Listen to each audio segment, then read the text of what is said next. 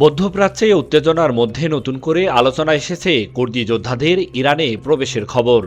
একাধিক আন্তর্জাতিক সূত্রে দাবি করা হয়েছে, ইরাক থেকে কয়েক হাজার কুর্দি যোদ্ধা ইরানে ঢুকে স্থল হামলা শুরু করেছে। তবে ইরান সরকার এ খবরকে সম্পূর্ণ মিথ্যা ও গুজব বলে উড়িয়ে দিয়েছে। সংবাদ মাধ্যম টাইমস অব ইসরায়েল জানায়, বাংলাদেশ সময় বৃহস্পতিবার রাত 4:30টার দিকে একাধিক সূত্র দাবি করেছে, ইরাক থেকে কুর্দি যোদ্ধারা ইরানে প্রবেশ করেছে।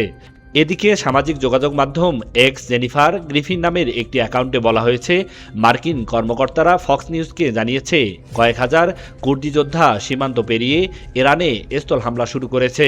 এর আগে বার্তা সংস্থা এপিকে কুর্দি গোষ্ঠীর এক কর্মকর্তা জানান, তারা কয়েক হাজার যোদ্ধাকে প্রস্তুত রেখেছেন যারা যুক্তরাষ্ট্রকে সম্ভাব্য স্থল অভিযানে সহায়তা করতে পারে।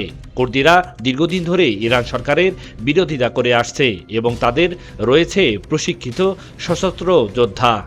কুর্দিস্তান ফ্রিডম পার্টির এক নেতা খলিল নাদিরি জানান, তাদের যোদ্ধারা ইরান সীমান্তবর্তী ইরাকের সুলাইমানিয়া প্রদেশে অবস্থান করছে এবং তারা প্রস্তুত রয়েছে। কুর্দিস্তান ইরাকের একটি আধা স্বায়ত্তশাসিত অঞ্চল, যেখানে কুর্দি জনগোষ্ঠীর বসবাস বেশি। ইরানের ভিতরেও উল্লেখযোগ্য সংখ্যক কুর্দি রয়েছে, তবে এসব দাবি সরাসরি অস্বীকার করেছে ইরান সরকার।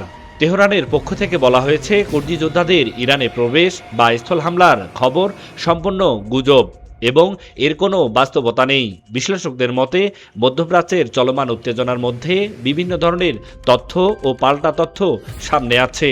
তাই ঘটনাগুলোর সত্যতা যাচাই না হওয়া পর্যন্ত পরিস্থিতি পর্যবেক্ষণ করাই গুরুত্বপূর্ণ। ইরান যুক্তরাষ্ট্র উত্তেজনা এবং সীমান্ত পরিস্থিতি নিয়ে আন্তর্জাতিক অঙ্গনে বাড়ছে উদ্বেগ। পরিস্থিতি কোন দিকে মোড় নেয় সেদিকেই নজর রাখছে পুরো বিশ্ব। Desk report, RNB news.